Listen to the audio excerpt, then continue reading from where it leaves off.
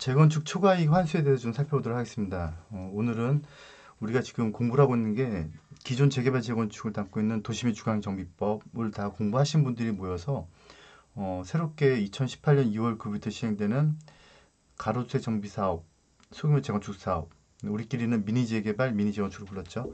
이걸 규정하고 있는 소규모 정비 사업법을 비교해가면서 공부를 하고 있는데요.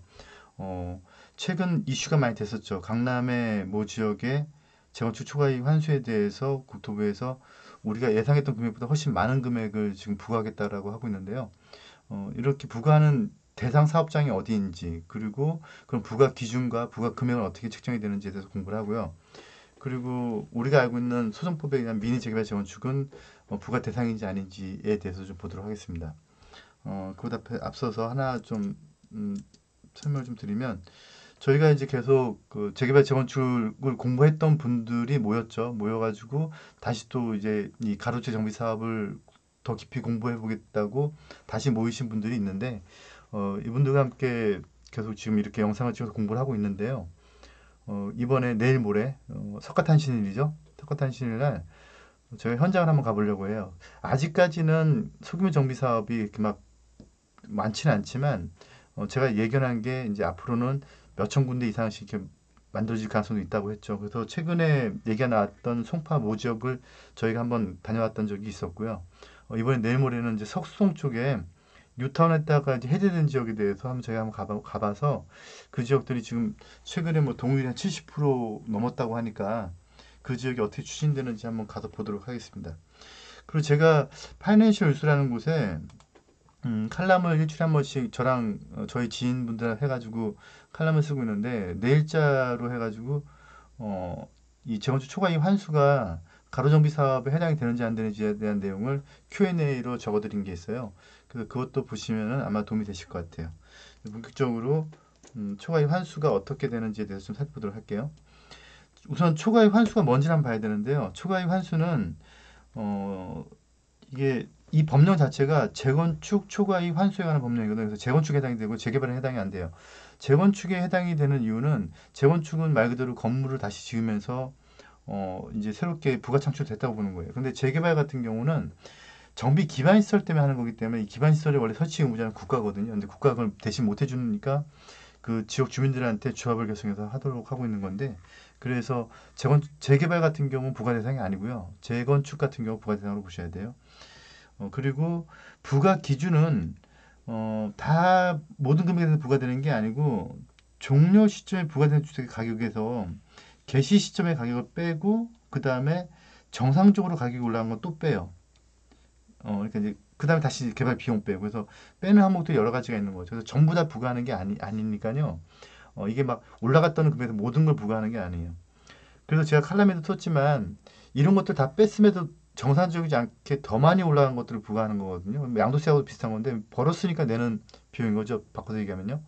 이걸 이제 재건축 조합원들이 보시면은 좀 기분 나빠하실 수도 있겠지만, 정상적으로 올라간 것보다 더 많이 올라간 것에 대해서 3천만 원까지 면제, 그 다음에 그 이상은 이제 차등 부과하겠다는 거니까 더 많이 올라간 것들을 부과시키겠다는 거니까 부과 취지는 맞는다고 보는데, 문제는 이제 이게 그 재건축 조합원들이 지금 국토부에다 항의하는 내용들은 이 개시 시점에 부과되는 가격 총액과 정상주택 가격 상승분을 이게 어떻게 계산할 것이냐, 좀 이게 좀 문제가 될 수 있는 것 같아요. 그래서 이제 이런 거죠. 개시 시점에 가격이 있을 거란 말이에요. 만약에 재건축이 하기 전에, 재건축 같은 경우 뭐 추진위원회인가요? 이제 그때로 개시 시점을 보는데, 그때 뭐 가격이 얼마였다. 그러면 이제 이 종료 시점의 가격이 이만큼이 다 올라가 있다면, 올라간 거에서 이 개시 시점 가격을 빼는 거예요. 빼고 그다음에 그렇게 만들어질 동안에 비용 있겠죠. 그럼 비용 또 빼고요. 그다음에 일반적으로 이제 이 법에서 말하는 룰에 의해서 이 정도면은 뭐 가격이 뭐 인플레만큼, 또 예금 이자만큼, 또는 뭐 다른 지역의 시세 상승만큼 올라갔다는 것도 또 빼서 실제적으로 올라간 것들까지는 인정을 해주고, 거기다가 다시 한 번 더 3천만 원까지는 또 다시 빼고요. 그 다음에부터 올라간 것들에 대해서 이제 뭐 차등 부과한다는 그런 개념으로 보시면 될 것 같아요. 그래서 정상주택 가격 상승분이라고 해서 법에 재건축 초과이익 환수에 관한 법령의 10조에 정해놓고 있는데요. 뭐 읽어봐 드리면, 저는 읽어봐도 이게 사실 이게 정상적으로 적용이 될까라는 생각을 가지고 있는데, 읽어봐드리면 뭐 이렇게 뭐 여러 가지 내용들을 담고 있어요. 근데 어, 뭐 정상주택 가격 상승분은 개시 시점 주택 가격에서 교통부 장관이 대통령이 정하는 바에 따라서 고시다는 정기예금 이자율, 그 다음에 종료 시점까지의 해당 사업장이 아니, 소지하는 뭐 비율 뭐 이런 걸 해가지고 쭉 나놓고 있고요. 그 다음에 뭐 그밖에 이항에서 해놓고 있는데 이게 이런 걸 정하기가 쉬울까라는 생각이 좀 저도 좀 들기도 해요. 그래서 아까 그림을 보여드리면 지금 여기 정상적인 가격 상승분 이 부분을 지금 그렇게 하겠다는 건데 이 부분을 그만큼 빼주겠다는 건데 이게 뭐 논란이 있을 수 있는 여지가 있는 거죠. 그리고 이제 부과 기준은 다 부과하는 게 아니고요. 우선 3천만 원까지는 면제. 그 다음에 3천만 원 초과할 때까지부터는 100분의 10. 그 초과하는 금액이 전부 다가 아니고 100분의 10, 10%를 부과하겠다는 거죠. 그 다음에 어, 뭐 5천만 원, 7천만 원까지는 200만 원까지 인정하고 그 다음부터는 다시 또 100분의 20 뭐 이런 식으로 이렇게 차등한 부과하는 형태로 해가지고 그거를 부과를 누구한테 하면 조합원한테 하는 게 아니고요. 전체 사업장한테 부과를 하는 거죠. 그래서 사업장이 부과를 하면 그거를 가지고 다시 조합원들이 나눠 갖는 형태니까 결국은 그게 이제 조합원 개개별로 부과된다는 개념이 아니고 조합한테 사업비 목록으로 부과된다고 보시면 될 것 같아요. 그런데 이제 우리가 봐야 될 것은 이 재건축의 초과이익이 부과 대상인데요. 우리는 지금 소규모 정비 사업하고 소규모 정비 사업을 규정하고 있는 소정법하고 그다음에 기존 재개발 재건축을 규정하고 있는 도정법을 비교하고 있잖아요. 그래서 이거를 같이 좀 볼 필요가 있는데 재건축 초과이익 환수에 관한 법률에 보면은 제1조 부분에서 이거는 뭐 어떤 목적으로 인해서 부과한다라고 규정하고 있고 3조에 보면 재건축 사업으로 발생하는 이익에 대해서 부과한다고 하고 있어요. 그래서 재건축 사업이라고 규정하고 있고요. 근데 사업 대상을 도시 및 주거환경 정비법에 의해서 재건축한 사업이라고 이렇게 규정을 하고 있어요. 그래서 우선 도정법에 의한 재건축 사업은 확실하게 적용이 되는 거예요. 그죠? 그리고 이제 재건축 면제 기준에서 그 2017년 12월 31일까지 도정법 같은 경우는 가처분 계획인가, 그 다음에 소정법에 따라서는 사업 시행인가. 그래서 요 날짜까지 이 법에 따라서는 가처분 계획은, 이 법에 따라서는 사업 시행인가한 것들은 면제하도록 한 거예요. 그래서 기억하시죠? 작년 2017년도 12월 31일 전까지 가처분 받기 위해서 되게 많은 조합에 노력을 했죠.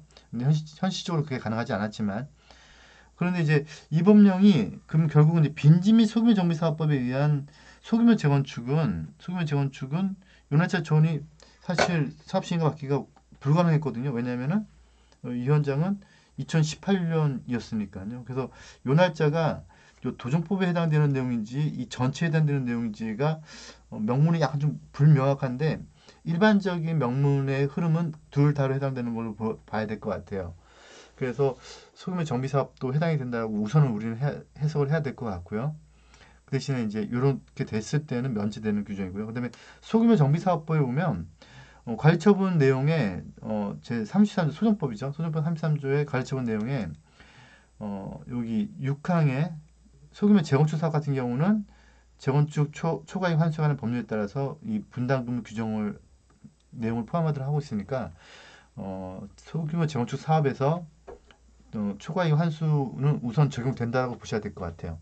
그래서 정리를 한번 해드려 보면 도정법에 의한 사업이 재개발이 있고 재건축이 있고 주거환경 사업이 있었죠. 그런데 재개발은 해당이 안 되고 도정법에 의해서 재건축이 해당이 되고요.